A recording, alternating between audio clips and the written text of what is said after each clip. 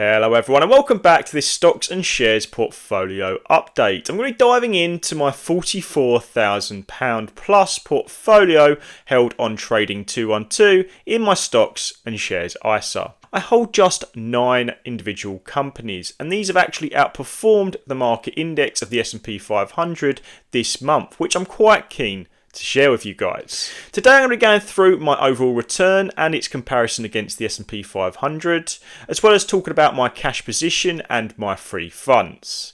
Then we'll dive into individual holdings, see how they're getting on with the market showing quite a bit of volatility around earnings season, and in particular this earnings week, which has sent one particular holding up by quite a bit today.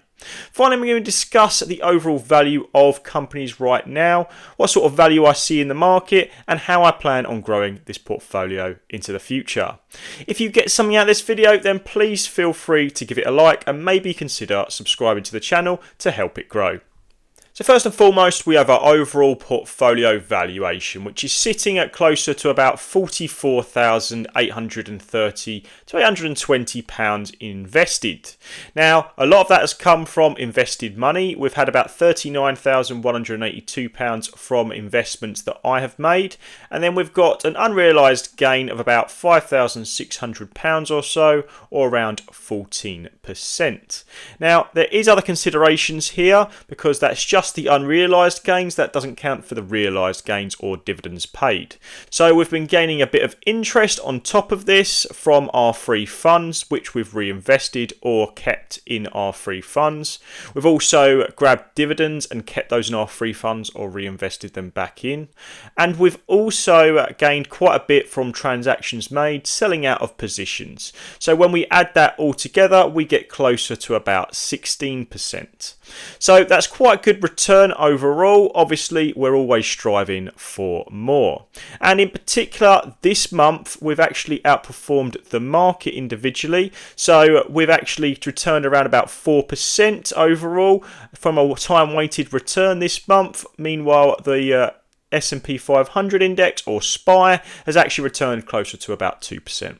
So whilst that's nice, we are still underperforming the market for the rest of the year, and hopefully that's mainly due to the fact that this portfolio has only really had around about April to get started. So we've added a lot of money to this. We've started lots of new positions in the past 3 to 6 months. So we can see why these maybe have underperformed, but hopefully will outperform going forward. And finally, our free funds or cash position sits at around about £2,294. That's a concoction of individual funds I've reinvested back into this account from my job or from dividends paid to me that I've just kept or interest made. So that's getting a tax-free interest rate of about 5.1%. That's annual payments that are paid out daily, and we receive those payments regularly that are just added to this free funds. We've got no current tax year ISA allowance, so we can't add any more to this position until April 2025. But the cash position I'm still holding. I was hoping for opportunities during this earnings season, but all of my portfolio holdings have actually done very well, which is a little bit annoying. So to kick it off, we have my largest holding, which is, of course, Amazon. Now, I've got 74 shares at an overall value of £11,000 and £400. So it's our largest position. It's quite a considerable position in this portfolio that's very concentrated. We've got about an unrealised gain of about 10% or so, or around £1,100. And as we can see, the market is actually up around about 7% on this individual position today because they reported their earnings yesterday or just after the market closed. Now they outperformed and did very well. There was key drivers in this like AWS growth sitting around about 19%, not re-accelerating but maintaining. But when we're talking about 19% on the largest form of cloud service that is just growing and growing in terms of Amazon's profitability and margins, it does have a substantial weight in the free cash flow returns, which have grown massively year over year. So this is a position that I've built out over time. I have now a cost basis that sits around about $176. I was fine with that cost basis. I was talking about how undervalued Amazon was, how their price to operating cash flow is sitting at historical lows and still is. So their earnings report was very good. It wasn't amazing. It wasn't as good as, say, I would say Google's was slightly better. But Amazon have outperformed. Whether they deserve this 7% today, I'm not sure. I personally think it's mainly due to the fact that they've outperformed, beating on the top and bottom line, as well as actually having a depressed sort of return over the past year. Now, that doesn't seem like it with 56% up, but it has lagged behind other holdings in the S&P 500. And our overall weighting of this one sits about 25% right now, which I'm fine with, and it adds to about 1/4 of the whole portfolio. So you can see I'm very bullish on Amazon's growth prospects for the future. Now we have Visa. We've got 34 shares at a overall value of £7,600, up by about £543. Generally, this is a position that I was adding to quite heavily. It's one of my safeguarding holdings and sort of ones I've got a lot of conviction in. So it's my second largest holding, and the position is actually up around about 7%. But we've had FX impact because the pound has dropped against the dollar with this one. Our average share price is around about $263 compared to the share price at the moment of $291. Now, Visa is another one that reported earnings quite recently. They did very well again, beating on the top and bottom line as they normally do. The quarter before that, they actually underachieved in revenue, which sent the stock quite a bit lower, and we had a bit of a dip. I was buying during that dip and before this sort of period. So I'm actually quite happy that it's doing well at the moment because I wasn't really intending on adding much more to Visa.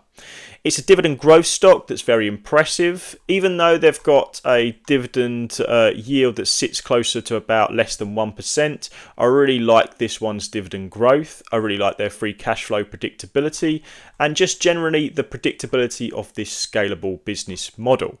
I could see myself holding this and MasterCard in the future if MasterCard or Visa go on particular dips.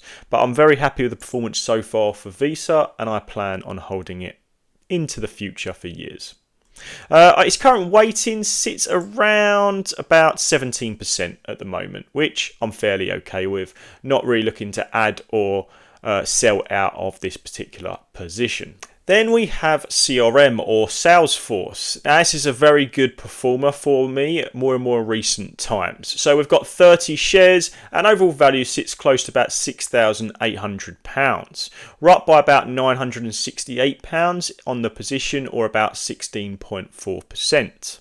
And we can see over the past month, this one's done really well, up by about 9%, and over the past 3 months, up by about 17%.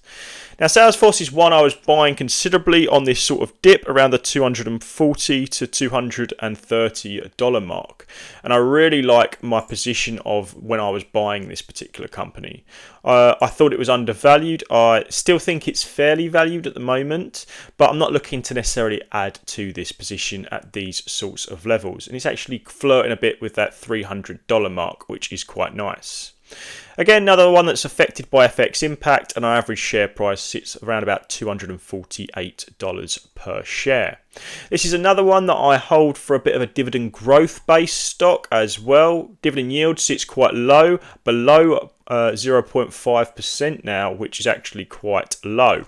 But I still like it for that dividend growth and its own potential growth.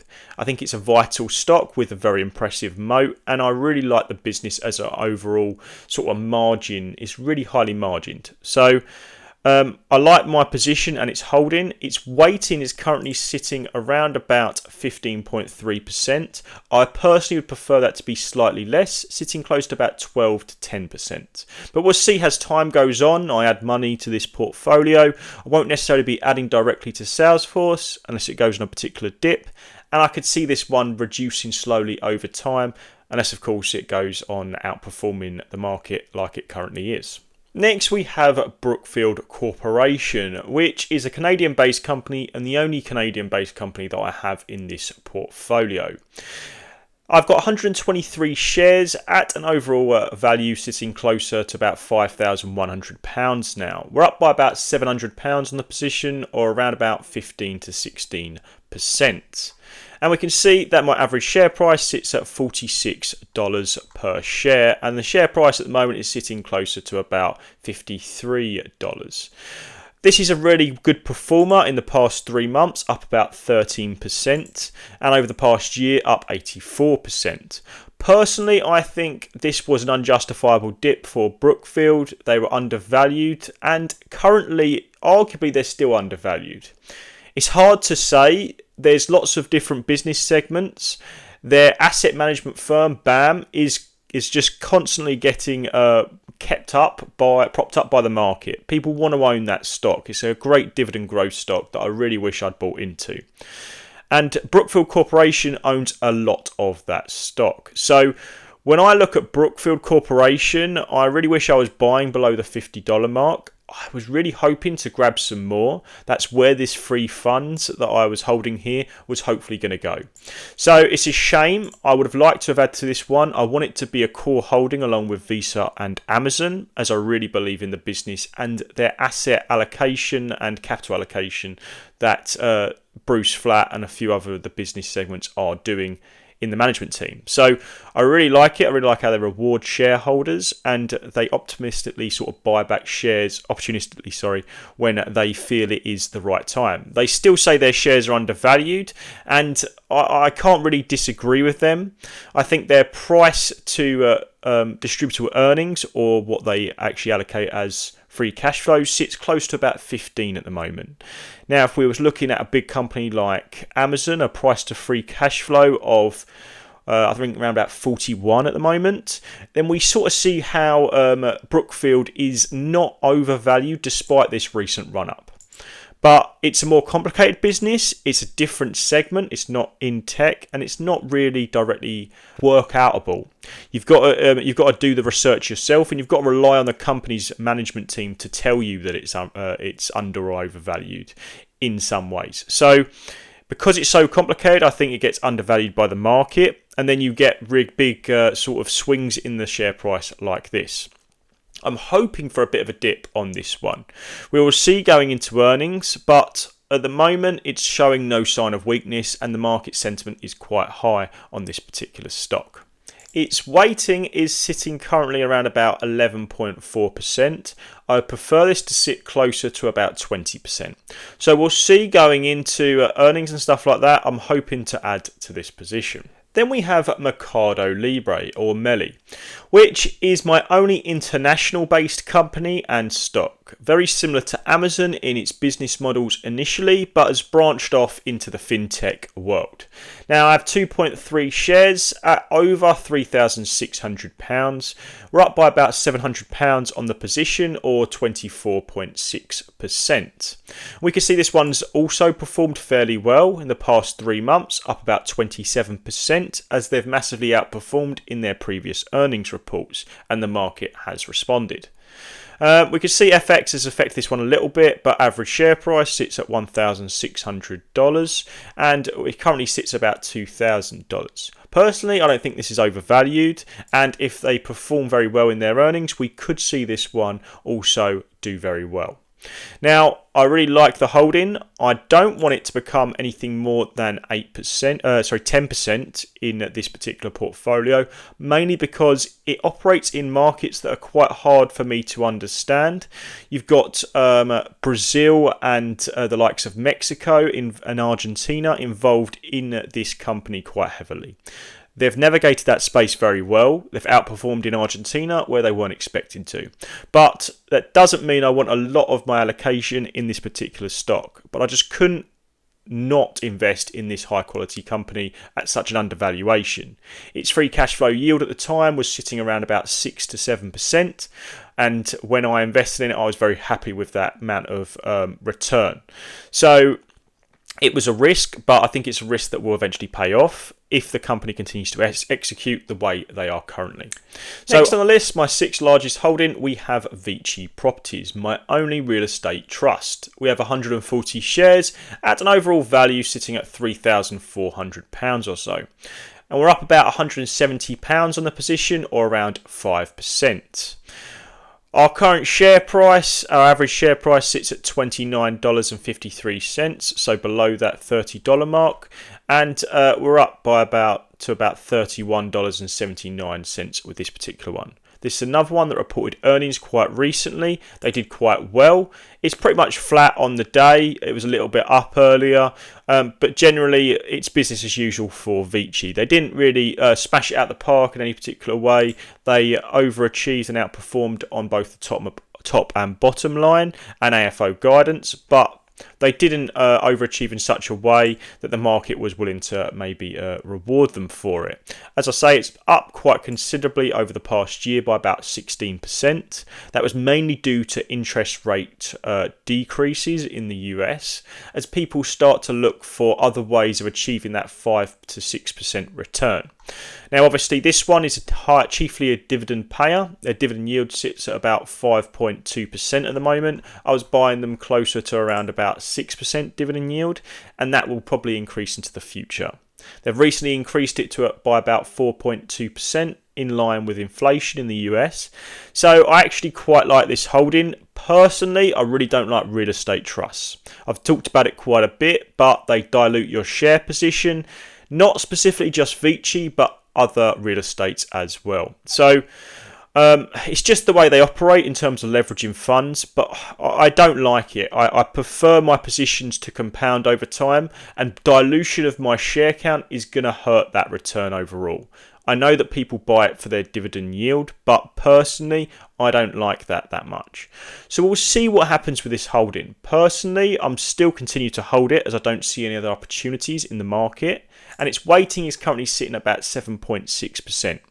However, if I do see a particularly strong opportunity in the market, in another position maybe, or a new position, I will add and take away from VICI Properties, I think, because that's my only stock and sort of holding that I really constantly question why I maybe have it continuously in the portfolio. It's done well for me, its dividend yield is very good, and it adds a lot to the portfolio, but I don't think that maybe real estate trusts are particularly my bag or a sort of company that I want to invest in. So we'll see with this one, but at the moment I'm continuing to hold it. Now we have probably my best performer and one that has done very well, including with reporting its earnings more recently, and that is Texas Roadhouse. Now they reported earnings quite recently, did very well, beating on top of bottom line, and the market rewarded them quite a bit. They were up by about 9% to 10% in the past 3 months or so, and in the past month about 7%. I've got 18 shares at an overall value of £2,600, and we're up by about £972 or around about 56%.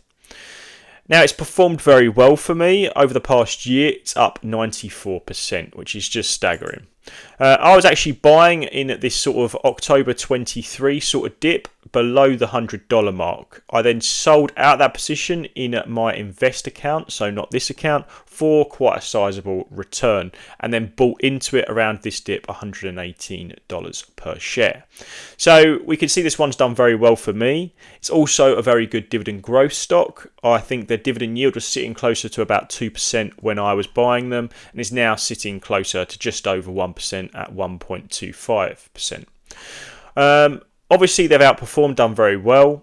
When I was buying them, they were talking about meat prices being too high for Texas Roadhouse, and they was going to have to increase prices across the board on their menu. They've sort of not really done that. They've done a little bit of it, a little bit of pricing power, but they've continued to open up stores, and market sentiment has really changed surrounding the company with their outperformance from earnings. So I really like Texas Roadhouse. I will continue to hold it. I don't see any particular reason to take the gains with this one. I think it's one that can continue to outperform.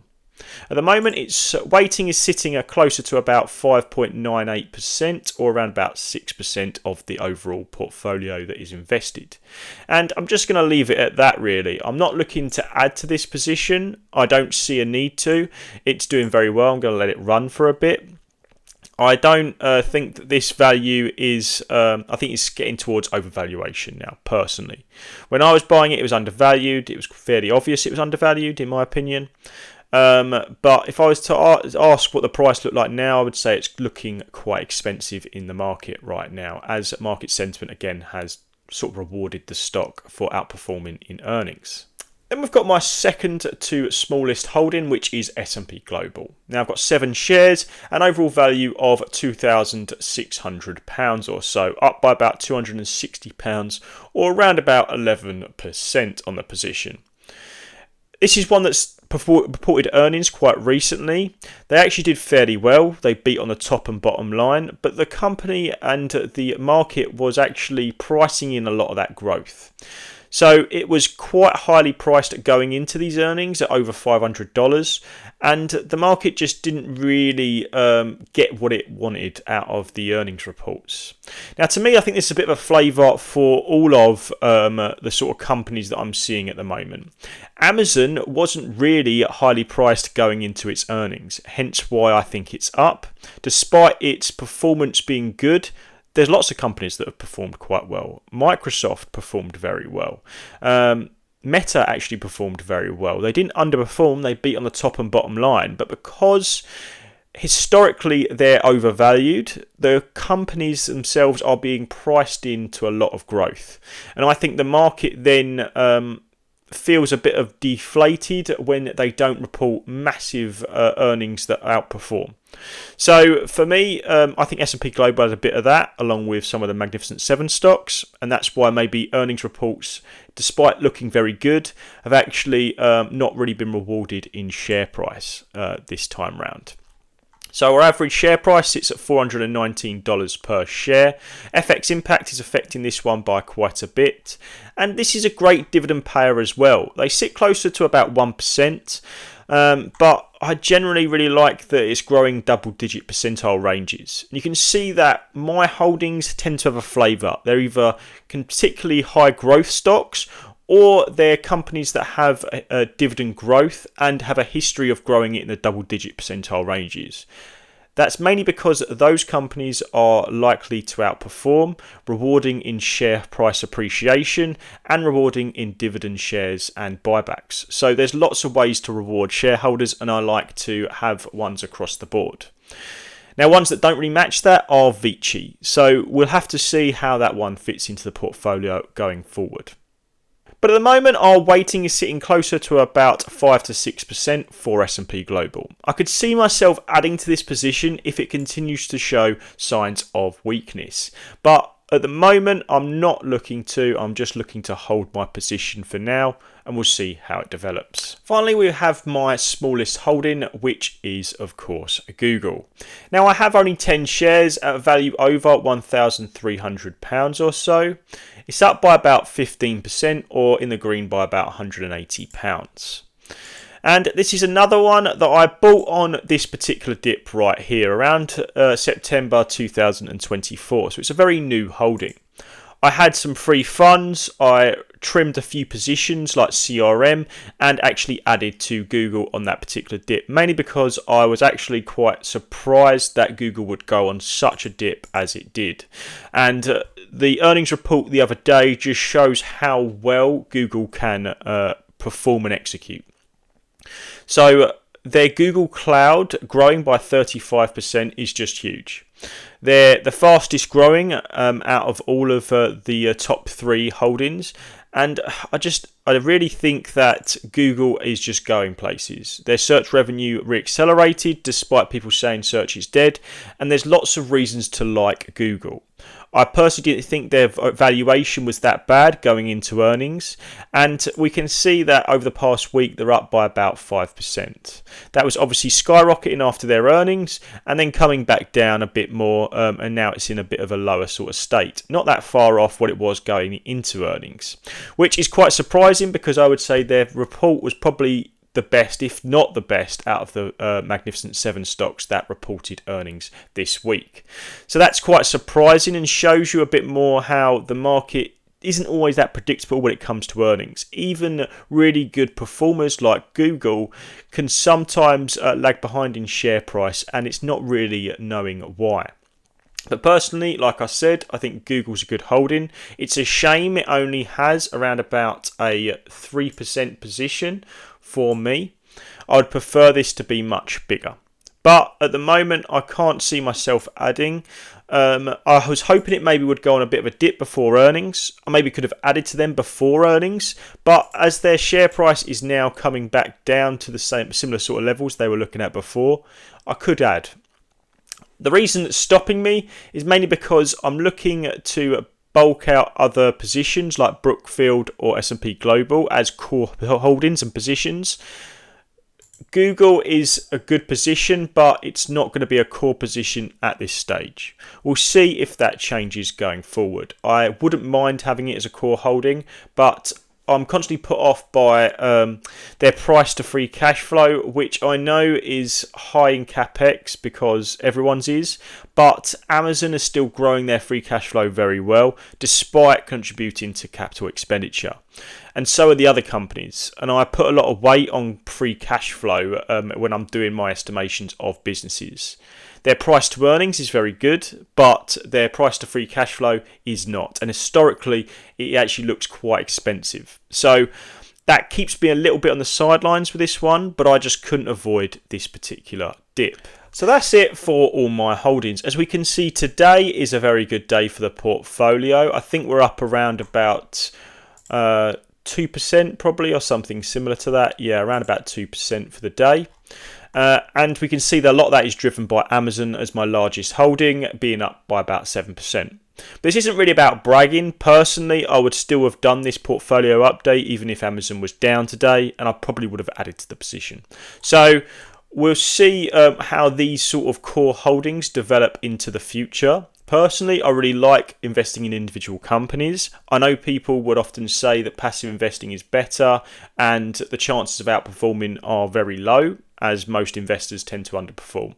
However, for me, I just like researching and investing in individual companies. If I underperform, it's my own money, so unfortunately that will be my problem to handle. But I quite like doing it. It's good fun. I like reporting back to you guys.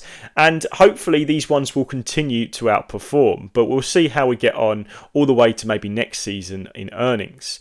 But I'll have to let you guys know what I plan on doing with these free funds. Who knows, I maybe will add to a new position or maybe add to a current position, which is my current plan at the moment. I'm hoping to not really start a new position at this stage. But thanks for watching. I do appreciate it. And as always, I'll catch you in the next one.